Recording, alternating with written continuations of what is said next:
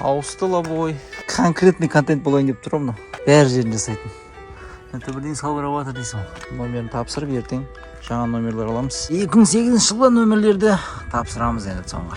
Шешіндіріп бәрін қарап жатырмыз. Так, терезелерін алып тастадық. Бәрін шкурт етіп алып тастап қайтадан өзінің қара матқа бояймыз. Грунтовкамен тұр.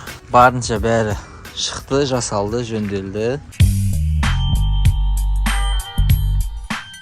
Достар, ассалаумағалейкум. Простые ребятан каналына қош келдіңдер. Бүгін мына проблеманың бұйыртса покраскасынан бастаймыз. Өткен серияда көрсеттім қозғалтқыш қалай жуылғанын. Біраз өңгірді. Көрмегендер болса, алдыңғы роликті каналға кіріп көрсеңіздер болады. Машина жуылғаннан кейін біраз тұрып, содан кейін оталды. Өткені су кірді ғой деймін бір жерлеріне. Свечный проводтардан ба білмеймін. Алдан қалаумен бірақ оталды. Сүйегі көліктің дінаман жігіттер, өздеріңіз білесіздер. Бұл көлікте жұмыс деген қырғын ғой. Тонировка, ходовка, мотор, коробка, дөңгелек. Деген көп бұдай, короче. Сондай жігіттер. Қазір көлікті бір сүртіп алайын. Ызғар тряпкамен. Одан кейін обезжиривателмен жуып, обклейкасын бастаймын. Мына рафтистериді жақсы жері, мына терезелерін бәрі алынады екен да бұлай. Әдеміше бояйсың да. От души бояйсың былай айтқанда. Жалпы сондай. Так, мынаған біз жаңа бампер алдық алдына. Жанындағы молдингтердің бәрін ескісін қайтадан өзінің орнына әкеліп, заводской түріндегідей қара түске бояйтын боламыз. Досым, қош келдің арнаға. Лайк басып, коммент жазып, қолдап отыр бізді. Бастаймыз.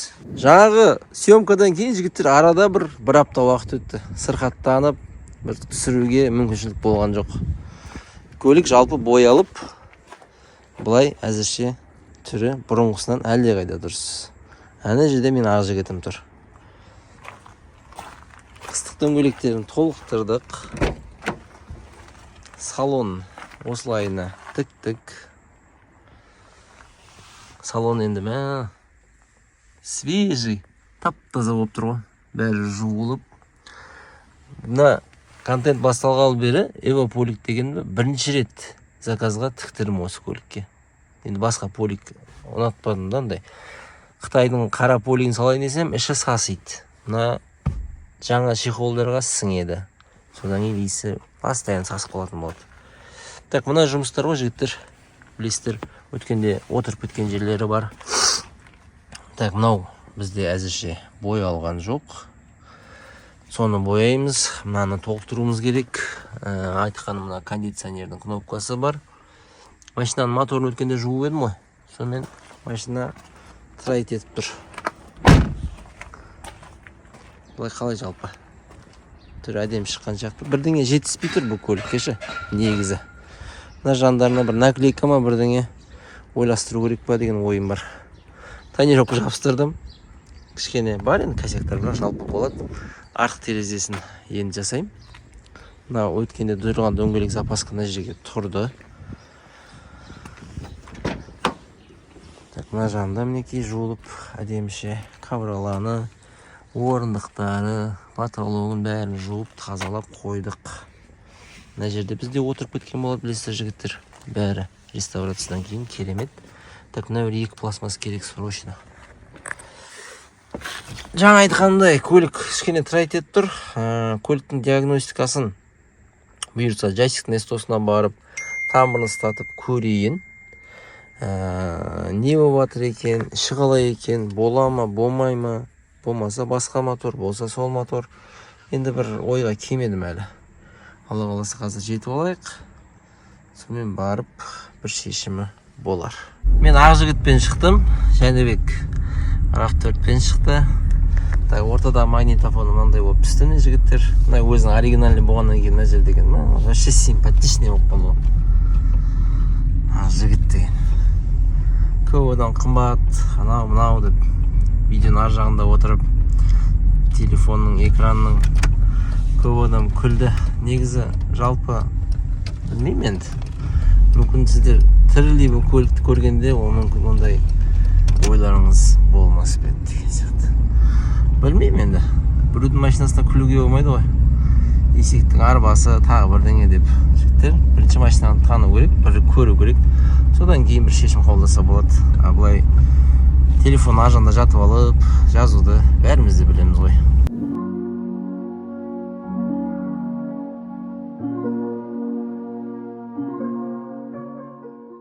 Рең басым қалай болыпты, жігіттер? Ауырып жүрмін, айбекпеңдер. Бірақ сонда да контент түсіріп. RAV4 қалды. Чайсикпен бағана түсіретін деп жағдай болған жоқ. Андай бір S100 тағы бір жер дегендерді білесіздер ғой, жігіттер. Адам көп болады. Бағана түсірдім, бірақ андай басқа адамдардың дауыстары деген сияқты бір нәрсе түсіп қалып сіздерге көрсеткен жоқпын. Сонымен қазір Жасик звондады, Ақылбек головканы ертең токерге жеткіз. Бір күнде жасап береді деді. Енді білмеймін, Жасиктің танысы ма токерлар. Үйсағас түнделетіп отырып головканы алып кетіп, ертең жолдан тастап, ары қарай қандай қосалқы бөлшектер керек, бәрін Даниярдан бұйырса алатын боламыз. Жігіттер, ауырмаңдар. Бізде Алматыда бір баяғыдай ковид ба бірдеңе жүр ғой деймін. Денелі сау болсын. Кеттік ақ жол бізге. Кеше түнделетіп отырып алып кеттік. Мынау бізде головка, жағдайы әзірше быт-шыт. Сосын мына кенгурятник дейміз ба, рага дейміз ба, сонда реставрациясын Жасик жасап берем дейді ғой. Мынау бізде Стасова деген көшедегі токерный.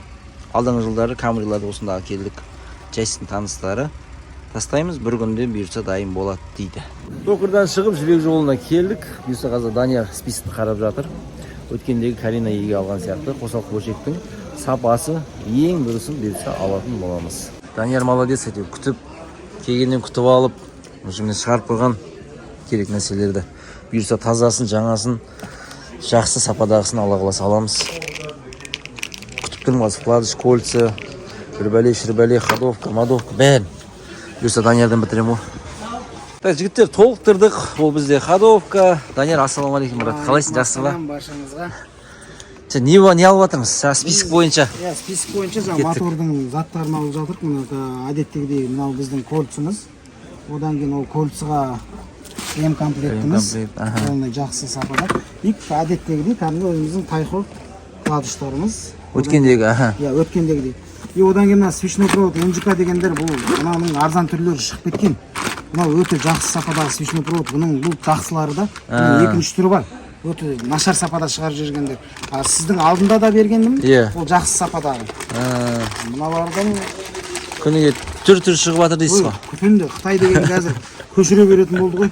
Неше түрлі нәрсесін де көшіре береді. Мынау біздің жаңа кольца тоже оригинал. Тайхо вкладыш оригиналымыз. Мынау мені как всегда Mitsubishi грем ременіміз. Mitsubishi-дің жақсысы, тазасы. Генератордың өзіне де біз Mitsubishi ремендер беріп жатырық сіздерге. Дұрыс. Генератор бәріне де. Свечаның да міне НЖК-ның тазасын салып жатырық. НЖК-ның полный таза ғой. Мынаның өзі міне Энди фирмасынан. Біліп атқандар өздері сразу біледі. Жақтан сапаларын көріп атқандар. Болды, бүткіл сайманның бәрі дайын. Рахмет, Данияр. Сенем ғой досым саған. Алла разы болсын баршамызға. Баршамызға разы болсын. 13-ші қатар, 49-ші орын жігіттер. Мінекей Даниярдың телефоны. Түнделетіп жазбаңыздар, бірақ күндіз рабочий уақытта Даниярдың WhatsApp-ы да басқа. Ақылдан келсеңіздер, әдеттегідей ақылдың атынан скидка бар. 10-15% скидкасын балалар келіп жатыр, алып жатыр. Рахмет, скидкамызбен беріп жатыр. Все, рахмет досым, жақсы. Запчастарды толықтырып жатыр. Бір-екі ролик жетпей қалыпты. Оған дейін мен барып азамат досымнан май алып алайын. Қораптың да майын ауыстырып жіберсек па деп ойлап тұрмын. Жігіттер, кеше майын, запчастарын бәрін толықтырып, бүгін жаңа күнде бірінші Алматыға келіп тұрмын. Бұйыртса біздің Кариничкаға бүгін Астана қаласынан біздің бір подписчик ағамыз келеді. Осы көлікке сол жігіт қызыққан болатын. Сол күтіп алайын дедім, негіз, шынын айтқанда. Алматыны білмейді, Алматы үлкен. Келіп, бұйырса қазір көлікті көрсетем. Ұнатып жатса, сол кісіге берерміз. И RAV4 мен қандай жұмыстар болып жатыр, содан кейін айтатын боламын. Көлік бұлай зың болып тұр. Түрі соска. Ал жігіттер, бұйырса көлігіміз Астана қаласына бірінші кезекте Шымкентке Қуаныш ағамызға көлік бұйырған екен.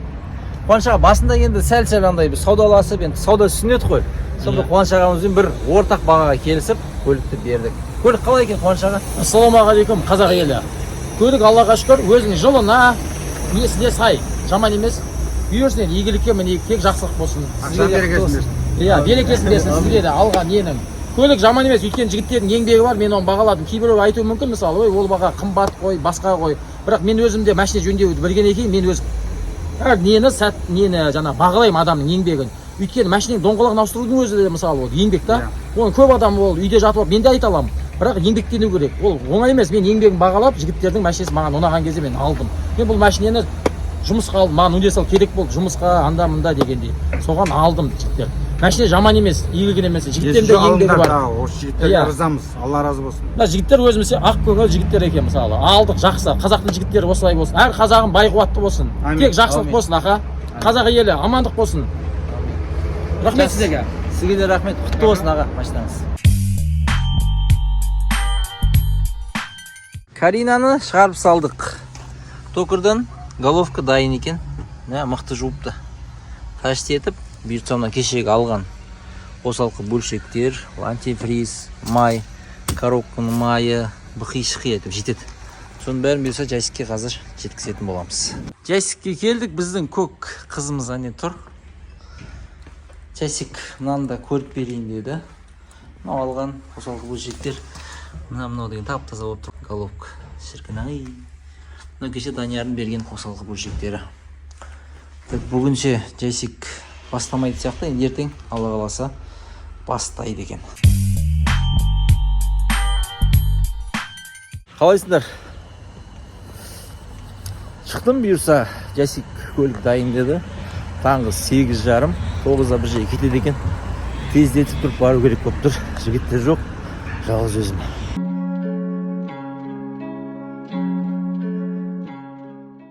Автобуспен де жүруге болады ғой жігіттер. Арамызда бар ма автобуспен жүретіндер? Менде өкінішке орай оңай дей ма сондай карточка жоқ. Жол ақысы 200 теңге екен. Андай бар ғой Яндекс. Енді ол сұмдық. Яндекстің бағасы деген не болып кетті. Бір қазақстандық бір өнім шығару болмай екен сол такси жайында.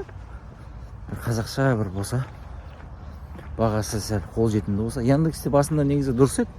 Бірақ соңына қарай енді страшно. 5000 деп тұр ғой мына жерде. Покровкадан жаңалыққа. Жаңалық болғанда жаңалықтың өзі де емес, Жайсиктің тұратын жері. Ona Али деген ауыл бар. Сол бұрылысқа жетпей. Сосын өткен роликте көп кісілер жазыпты, көп сөз сөйлей бермеңдер, жұмыс бағасын көрсетіңдер деп. Енді жігіттер мен Жайсиктің қасында 24 сағат жүре алмаймын ғой. Дұрыс па? Машина тастап кетемін, қандай жасар алдым көрсетемін. Сол үшін осындай кездерде бір сөйлеп қаламын. Сөйлеме дейсіңдер, сөйлемей қойды, онда просто клип болып қалады шығар, өзі просто видеомен, музыкамен. Жалпы қалай ойлайсыңдар, онда комментқа жазып өтіңіздер. Бірінші запуск көрейік. От алдырмадым міне. Бір зажигание қосым ба, камераны қосып алайын дедім. Бісміллә.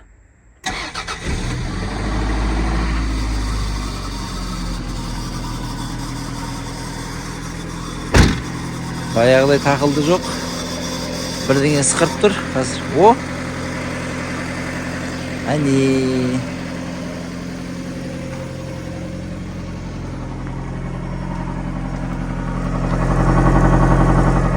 Таза. Холодный запуск. Әдемі. Машинаны әкеліп, бір слой полировка өттім. Астынан бір жерінен қызыл май ағып тұр. Ол бізде рулевойдан, рейкадан, немесе бір патрубтан. Оны енді Макстың эстосына барып көреміз. Бұлай жалпы көлік бұрынғысынан әлдеқайда жақсы болып қалды. Так, сигнализация салу керек. Автозапуск 18 000 теңге тұрады екен. Тамагав. Мен бірлер Starline жақсы дейді. Енді танысымнан осыны алдым. Бұйырса өзім жасап көреміз. Бұрын соңында автозапуск қосып көрмедік, енді ашып жауатын анандай Жайсикке сигналкаларды қосып жүрдік қой. Кеше таныс жігіттерден сұрап едім бағасын. Установкасы 20 000 теңге дейді. 20 000 теңге сәл ауырлақ көріп тұрмын. Сол үшін өзіміз көреміз жасап. Так, мынандай американдық тонировка алдым. бізде артқы терезеге ұрамыз, мынаны жалғаймыз. Содан кейін көліктің қайтадан мына бізде проем қалды айтпашы боялмаған. Сол бар. Біраз нәрсесін бітіріп, содан кейін Макске апарып, тағы да жаңа маяққан жерін тоқтатам. Сосын не еді? Ходовкасы бәрі жақсы, бірақ бірдеңе тықылдаған сияқты. Онда тағы бір толықтырып, диагностикасын жасайтын боламыз. Тонировканы көрсетіп қояйын. Тыдын. Болмады ол тонировка. Іріді бағана. Лақтырып тастан егіліп. Так, мынандай бәле алдым. 4,5 мың теңгеге. Осекинский автозапуск сигнализацияның проблемасымен отыр. Бізде өткенде айттым ғой, дальный моргать етпейді деп. Сонымен вертолетті ауыстырдық. 25 мың теңгеге Кенжеханнан келді. Кенжехан базардан. Енді ойладық, сосын мынау да істеп кетеді ғой деп, бізде бірінші екінші положение істемейді ғой дворник, өткенде айтқандай. Сөйтсе одан емес екен ол. Сосын интернет деген жақсы болды ғой, жаңа отырып қарап, предохранитель бәрін қарап, сосын болмағасын Асекең маған кір деді несіне, моторына. Оны әйтеуір әреңдеп отырып шештім. Мен өзім бір болтпен бір дос емеспін ғой, білесіздер. Сосын моторчыгын шештім, ішін қарадым. Егерде кімде болып жатса. Мынандай 3 щетка тұрады екен жігіттер. Мына екеуі жақсы. Үшіншісі мынандай болып бітіп қапты ғой. Енді бұйырса осыдан деп тұрмын. Қолды қарасайшы. Осыдан деп ойлап тұрмыз. Енді мынаған подходящий бір щетка алып, ана жерге припаять ету керек. Бірақ енді сұрақ. Бұндай щетканы қайдан табамыз? Кешегінің жалғасы ғой. Мынаны щеткасын ауыстырдым. Істеді бірінші екінші положение. Бірақ вибрация беріп бызылдап қалды, соған қарағанда ошым өшті деймін бұл. Сонымен ауыстырамыз деп шештік. Мына бізде привозной 15 мың теңге, доставкасымен 18.300 болды. 20 мың теңге болды былай айтқанда. Сұмдық енді.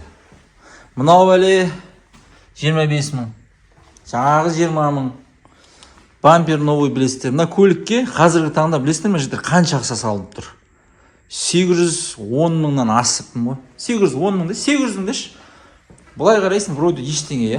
Бірақ шынымен сондай ақша кетті жігіттер. Ол мотор, коробканың майы, ходовка, айтып отқан бампер, лампочка, анау-мынау, шірбәле, май суы, чехол, автозавод, химчисткасы, покраскасы, дөңгелек толықтыру, бәрі сондай ақша кетіп тұр. Айтпақшы сосын жігіттер, только машин ғана емес, өйткені біздің балдардың расход келісім бойынша тамақ, су, шайы бәрі соның ішіне кіреді әр көлік келген кезде. Сол нәрсе сөйтіп істемесең бизнесті ол кезде ұтылып қаласың. Сондай жалпы. Қазір бізде 5 намазың уақыт болып қалды. Бұйыртса соны оқып алып, мынаны жинап көрем, істеп кетеді деген ойдамын. Көреміз. Кешегін жалғасын түсіріп қояйын жігіттер. Мынау бізде дворник. Бірінші положение, екінші положение, үшінші положение. В общем, болды. Нормально. Так, Макске келе жатырмын. Геометрия жоқ. Нәрсе әлі табылмай жатыр өкінішке орай. Сосын бір қозғалтқышын Нұрекеңе бір көрсетем ба деп тұрмын. Неге десе бір сәл дауысы гүру-гүлау істеп тұрған сияқты. Көреміз бұйырған. Келіп, көтеріп, қарап, мына сайликтен жіберіп тұр екен. Бір ауыстырып ұстаған ғой. Так, асты зор. Менде ана R-ға салған кезде кішігірім пинок бар еді. Сонымен мына жердегі сайлен блоктардың кеуіп кеткенін байқадық. Енді ол түгелдей рычагмен қосып ауысатын болды. Міне жаңасын алдық. Так, мынау Тұсынша геометричный болттары бар. Тоже жаңадан. Жоқ, мен сальникті әлі ауыспапты ғой, міне. Мынау бар. Осы ошым ходовка де осы. Нұрекең жоқ қазірше. Осының бәрін айдынаға істеп жатыр. Білмей тұр, Нұрекең кеш келетін болса, машинаны тастап кетіп, онда ертең келетін сияқтымын. Көреміз. Базардан мына әдемі машинамен келдім жігіттер. Естерінде ма? Мен приорам 050 Jigit 929 деген. Мынау Асекеңнің машинасы. Мына мен баяғы приорам. тағы да бір жаңалық. Біздің сүйікті маркамыз ол Цефира.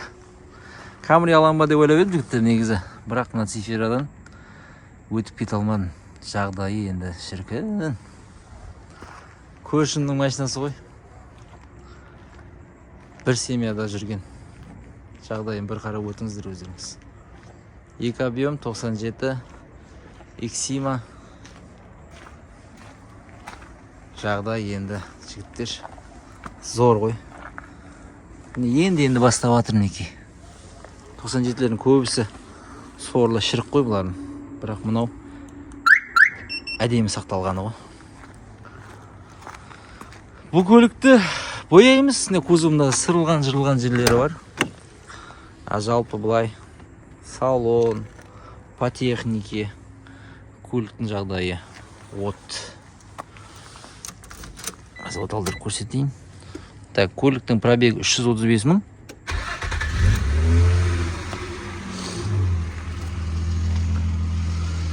Қараңыздаршы.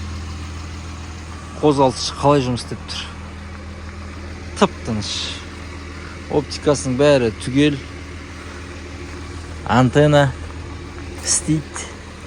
Қазір сіздерге көрсетіп жіберейін. Бісміллә. Былтырдан бері Цефира алмадық қой биылға. Сағынып кеткесін ғой шіркін. Так, қарап тұрамыз жігіттер. Хопс. Опа.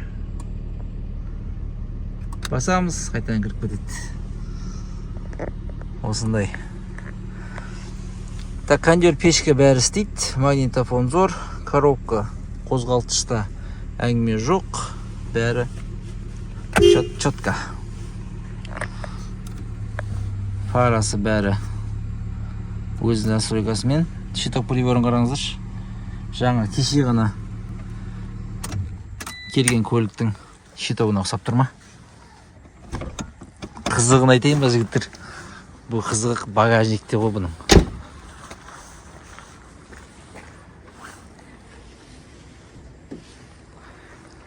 Кеше күліп жатырмыз Ханяға айтып, немене түк ештеңе тасымағансың ба деп. Мына пластиктің жағдайын қарап, мына кавралардың жағдайын қарап. Енді деген. Мынаңызды қараңыздар. О, бұрын сабвуфер тұрған сияқты оны жұлып ғой. Міне. Осындай тірі экземпляр Nissan Cefiro проектке келді. Четко ұнап тұр. Дискті бәрі әдемі. Енді диск ішіне кіріп тұр. Оған бұйырса міндетті түрде проставка салатын боламыз. Бұлай көлік жағдай қалай екен жігіттер. Өзім шын айтқанда ғашық болып тұрмын ғой.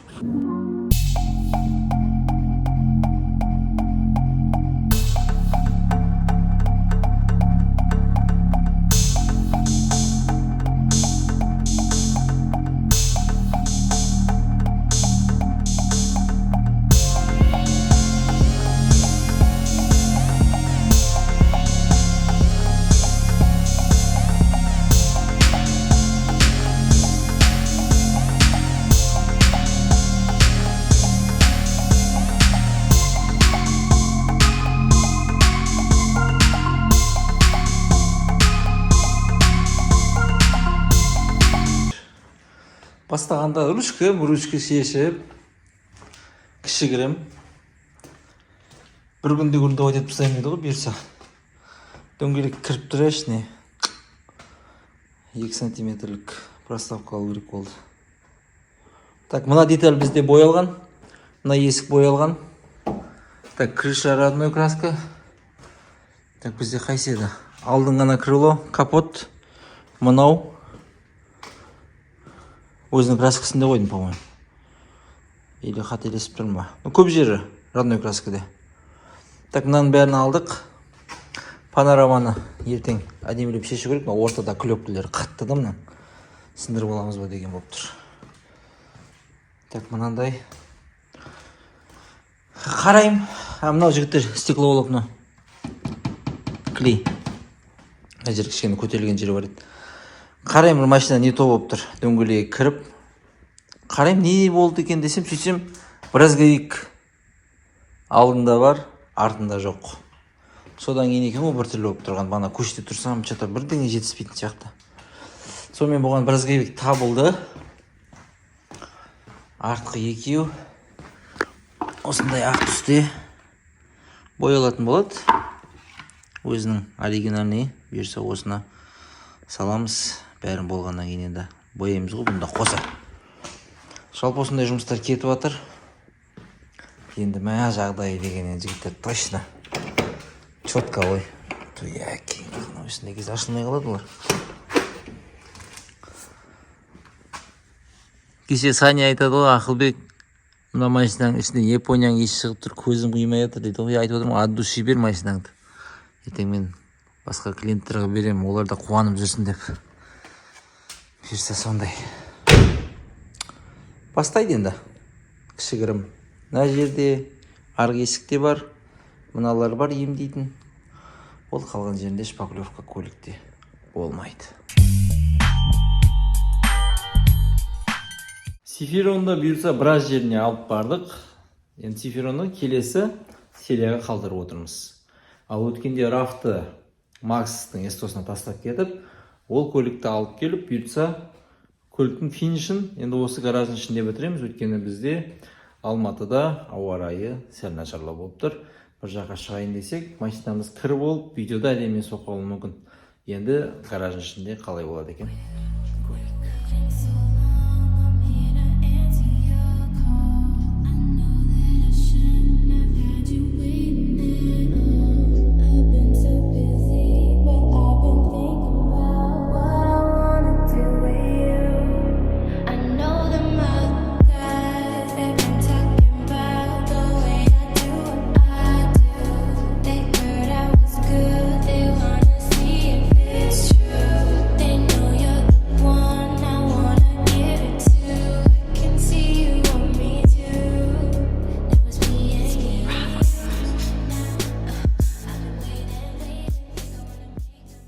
Міне жігіттер, рафтың жаңа келбеті осындай болып өзгерді. Жуылып, мына рафт деген жазу Жібек жолы базарынан табылды. Бізде дуга ғана қалып еді ғой, өткенде Жасикке тастап кеттім. Өкінішке орай Жасик әлі бітірмепті, сол себептен енді осылайына финишті шығара берейін деп шештік. Мына жанында да міне рафт 4 деген жазуы бар.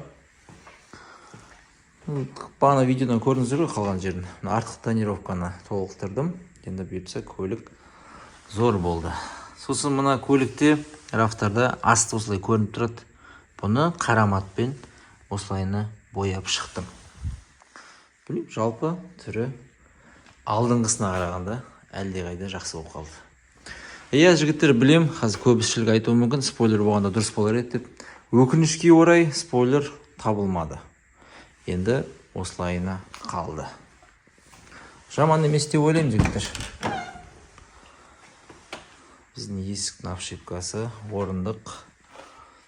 Эвополик өткенде көрсеткен. Сосын бұл көлікте мынау кнопка табылмады, өкінішке орай. Бірақ заказ беріп қойдым. Бұйыртса ол келеді. Сонымен кімге көлік бұйырады, сол жігіттерге толықтырып беретін боламыз. Енді видеоны шығара берейін деп шештік.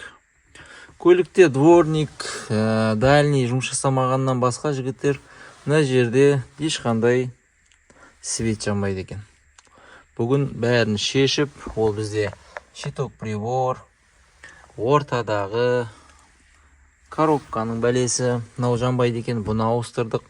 Мына жерде де бір лампочка жүреді екен, ұзынауы өзінің системасы, менде ақ жігітте де өткенде лампочкасын ауыстырған сондай болған. Соны ауыстырдық, мынаның ішінде лампочкалардың бәрін ауыстырдық. Енді бұйыртса бәрі жанып, функционировать етіп тұр. Орындықтары осындай стильде тіктік, артқысы да осы. Енді керемет. Көліктің осы біткенін қатты күтесің ғой, шіркін. Осы жағдайға жеткізуге де біраз тер кетті, қанша нерв кетті, дегенмен жеңіп шықтық бұйыртса. Көлікте қазіргі таңда тұрған ақшасы өткенде бағана айттым ғой 800 мыңнан асып тұрын деп. Макстерге барып өткенде Джесик моторын жинады ғой, бірақ сонда да головканың шайбаларын бәрін қайтадан Нұржанға тергіздім, ауыстырдық.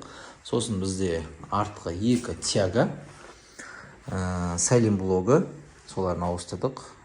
Бәрін ақша кеткені 85 мың теңгеге жуық болды. Макстың ақшасын бердім. Қосалқы бөлшектердің бәрін Даниярдан алып жүрмін, Алла разы болсын. Бәрін бағасын келістіріп, әдеміше беріп жүр. Осындай кішкентай ғана көлік, бірақ дегенмен алдыңғы түрінен жаңа айтып отқандай әлдеқайда жақсы болды. Біздің жігіттер бұл көлікті де жеңіп шықты. Әрине өздеріңіз баға беріп қоясыздар жігіттер. Ұнап жатса комментарийға 1-ден 10-ға дейін қандайға балға бұл көлік жарайды екен. Жігіттер, бүгінгі серия осындай болды. Енді гараждың ішінде түсірдім. Жаңа айтып отқандай, ауа райы сәл бізде нашарлау. Әрине, ролик ұнаса, көліктің қалай жөнделіп шыққаны ұнаса, томпақ лайктарыңызды басып, коммент жазып отырыңыздар. Бұйыртса, келесі серияда Nissan Zephyro'ның жаңа түрін және де мүмкін басқа бір тағы жаңалықтар, басқа көліктерді көріп қаласыздар. Аман жүрейік ағайындар. Ассалаумағалейкум. Аман бол халқым, халқым менің.